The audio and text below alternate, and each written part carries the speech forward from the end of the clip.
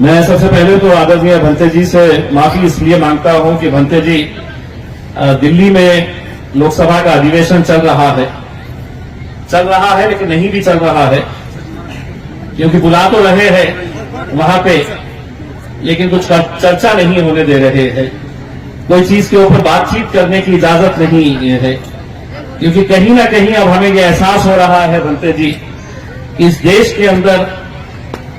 लोकशाही खत्म हो रही है और एक हुकुमशाही का दौर हम देख रहे हैं कि हमने कह दिया है, सरकार ने कह दिया है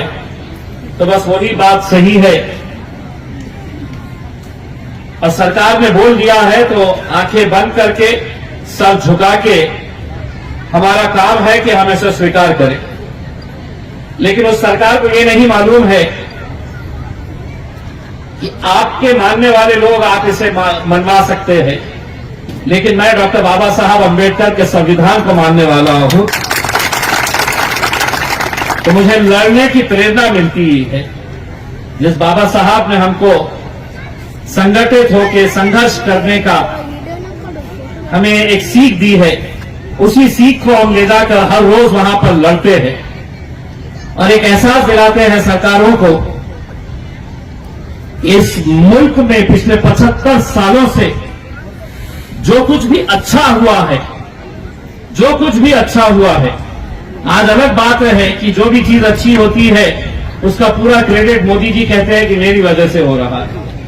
लेकिन मैं ये मानकर चलता हूं इस देश में 75 सालों के अंदर अगर जो कुछ भी अच्छा हुआ है तो वो संविधान की ताकत की वजह से अच्छा हुआ है, जिसने हम सबको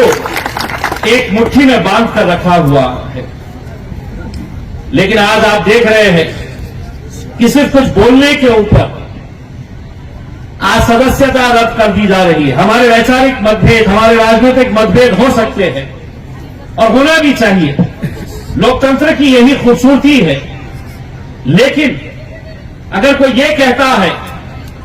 कि नीरव मोदी जिसने करोड़ों रुपए का घोटाला किया है, ललित मोदी जिसने करोड़ों रुपए का घोटाला किया है, ये मोदी नाम के ही लोग ऐसे क्यों होते हैं? अगर ये राहुल गांधी ने कहा है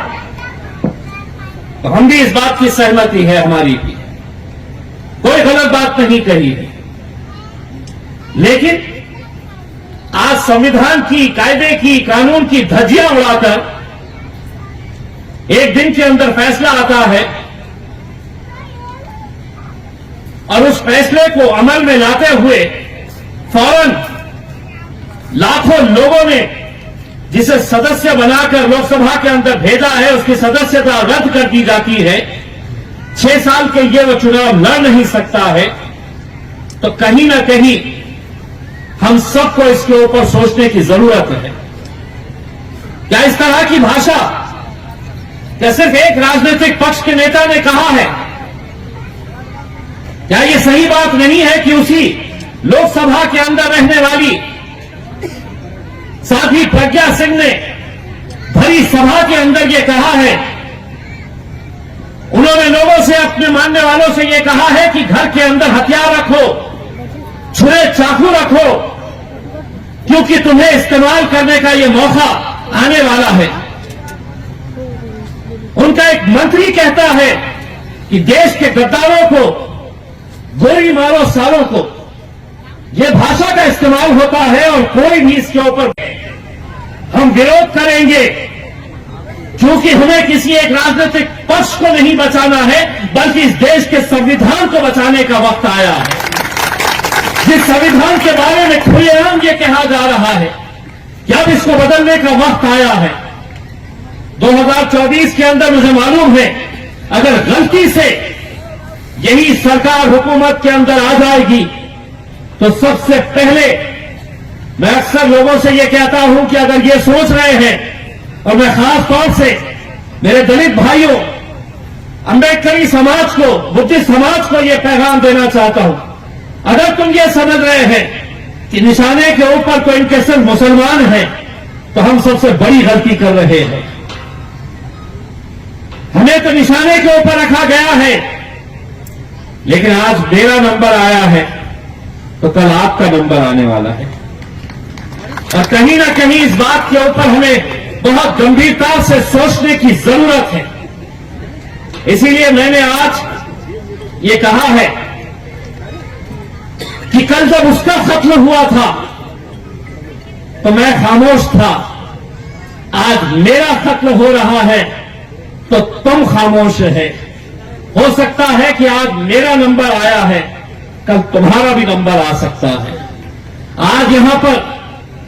यह आप लोगों का सौभाग्य है कि यहां पर समाज के धर्मगुरु आदरणीय भंते जी यहां पर बैठे हुए हैं। मुझे खुशी है कि इतनी तपती धूप के अंदर इतनी सारी महिलाएं, इतने सारे पुरुष यहां पर इकट्ठा हुए हैं, कुछ अच्छी बातें सुन रहे हैं। लेकिन मैं भंते जी आप लोगों से आदरणीय, मैं आप लोगों से हाथ जोड़कर विनती करना चाहता हूं कि समाज के अंदर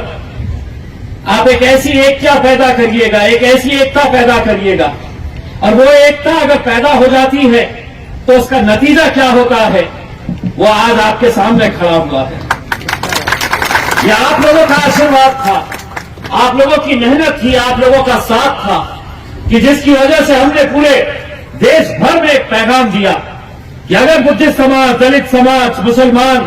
पिछड़ा समाज अगर एक ताकत बनकर खड़े रहता है तो हमें किसी के पीछे जाने की जरूरत नहीं। हम अपनी हुकूमत खुद बना सकते हैं, हम अपनी ताकत खुद पैदा कर सकते हैं। मुझे यहां पर जैसे ही मैं आया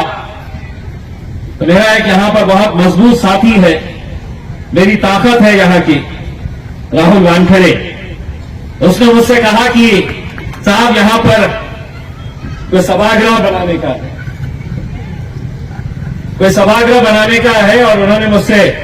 दरअसल यह है कि प्रांतोष वाघमारे हो या राहुल वानखेड़े हो, इनके अंदर ये कला बहुत अच्छे से है। मैंने अभी, भाते जी आपको पता होगा कि बुद्ध लेने के लिए मैं जब वहां पर गया था तो आदरणीय भंते जी ने मुझसे कहा था कि यहां पर मैं लगातार पिछले 5 सालों से वहां पर जाता हूं, धम्मचक्र प्रवर्तन दिन के मौके के ऊपर। उन्होंने मुझसे कहा कि यहां का हमको ब्यूटीफाई करना है, आप 10 लाख रुपये दे दीजिएगा। मैंने दूसरे ही दिन बुलाया और उन्हें मेरे ऑफिस के अंदर 10 लाख रुपए का चेक दे दिया। 10 लाख रुपए का पत्र देकर वो काम करना की शुरुआत हुई तो प्रांतोष ने मुझे वहां पर फिर से लेके गया कि बोले साहब आपका सत्कार करना है कि आपने पैसा दिए है करके, और धीरे से भंते जी के कान में बोल दिया कि 10 लाख नहीं और 10 लाख मांगिए। मैंने उसी वक्त उसी जगह के ऊपर इसलिए किया कि मैं 5 साल से वहां पर जा रहा हूं और पूरे महाराष्ट्र से बुद्ध समाज के लोग वहां पर लाखों की संख्या के अंदर आते हैं। मुझे इस बात का गर्व रहेगा कि अगले साल का होने वाला धम्मचक्र प्रवर्तन दिन के ऊपर आप जब जाएंगे तो उस इलाके को पहचानेंगे नहीं, क्योंकि 10 लाख के साथ मैंने और 10 लाख दे दिया और 20 लाख का वहां पर काम किया जा रहा है। तो राहुल ने भी जब बोला कि आपको आना है तो मुझे मालूम था कि राहुल कुछ ना कुछ तो मांगने वाला है। मैं राहुल को भी ये कहना चाहता हूं कि कल आना ऑफिस के ऊपर और कल आपने जो मांगनी मुझसे की है उसका पत्र लेकर चले जाना, और इसकी जिम्मेदारी राहुल तुम्हारी रहेगी कि यहां पर एक अच्छा जो भी आप बनाना चाह रहे हैं उसका सही तरीके से इस्तेमाल होना चाहिए। मेरी ख्वाहिश यही है कि मैं भंते जी, मैंने तमाम समाज के लोगों को ये बताया हूं और एक बार फिर से आपके पास दोहरा रहा हूं कि पिछले 20 सालों के अंदर इतने बुद्ध विहार, इतने सामाजिक सभागृह, पुतलों का सुशोभीकरण बाबा साहब अंबेडकर जी का हो या गौतम बुद्ध जी का हो। अभी मैंने कुछ दिन पहले एक सिरपुर में बुद्ध विहार है पवन नगर के अंदर, वहां पर एक कार्यक्रम के लिए मुझे बुलाया गया था और मुझे सबसे ज्यादा खुशी वहां पर इस वजह से हुई थी कि वहां पर उन्होंने मुझसे एक ऐसी मांग की थी कि मैं चाहता हूं कि जहां जहां पर भी आप लोग मुझे बुलाए वो मांग जरूर रखें। उन्होंने मुझसे ये मांगनी की थी कि एक वाचनालय हमको बनाकर दीजिएगा करके, क्योंकि हमारे बच्चे यूपीएससी और एमपीएससी की पढ़ाई शिक्षा हासिल करना चाहते हैं, एक वाचनालय बनाकर दे दीजिएगा। पवन नगर के अंदर जाइएगा, एक बहुत ही खूबसूरत वाचनालय वहां पर बन चुका है। आपके आशीर्वाद और आप लोगों की मौजूदगी के अंदर उसका उद्घाटन हम कुछ दिनों के अंदर करने के लिए जाएंगे। तो हमें खुशी इस बात की है कि मैं 20 सालों के अंदर इतने सारे काम नहीं हुए होंगे। मैं जिस समाज का ऋणी हूं और जिस समाज का जिंदगी भर एहसानमंद हूं कि आपकी वजह से आज आपकी आवाज बनकर मैं दिल्ली के अंदर लड़ता हूं, तो मैं आपका कर्जदार हूं और उसका कर्ज अदा करने के लिए मैं मेरा 5 साल का जब टर्म खत्म होगा तो मैं आपको लिखित के अंदर दूंगा कि कितने काम मैंने इस समाज के लिए किया है, कहां कहां पर बुद्ध विहार बनाए गए हैं, कहां कहां सभागृह बनाए गए हैं। और आपको मैं यकीन के साथ, ये दावे के साथ कहता हूं कि 20 साल में इतने बनाए नहीं गए हैं जितने मैं 5 साल के अंदर यहां पर बना। और ऐसा नहीं है ये मैं अपने जेब से कर रहा हूं, ये खासदार का फंड होता है और उसके अंदर ये लाजमी होता है कि वो फंड का इस्तेमाल आप ऐसी बस्तियों के अंदर खर्च करें। किसी भी तरह से आप खर्च कर सकते हैं। मैं पूरा का पूरा जितना फंड है पूरी ईमानदारी के साथ लगाता हूं, खर्च करता हूं। अभी रास्ते में आते वक्त मैं प्रांतों से पूछ रहा था कि उसका काम कहां तक चल रहा है। उसने मुझे यकीन दिलाया है कि आप खुद देखेंगे तो पहचानेंगे नहीं। मुझे मालूम है आप लोग भी वहां पर जाते हैं बुद्ध लेनी के उसमें, आप नेक्स्ट टाइम जाएंगे तो इतना तो मुझे यकीन है कि आप मुझे जरूर आशीर्वाद देंगे कि आपके आशीर्वाद से जिसने आज दिल्ली का रास्ता देखा है, दिल्ली के पार्लियामेंट के अंदर जाकर बैठ रहा है, लड़ रहा है, ये सब आप ही लोगों की वजह से हो रहा है। इसलिए मैं आप लोगों का तहे दिल से शुक्रिया अदा करना चाहता हूं और ये कहना चाहता हूं कि हम सबको इस देश के अंदर जो भी गलत हो रहा है उसके खिलाफ लड़ने की जरूरत है, उसके खिलाफ आवाज उठाकर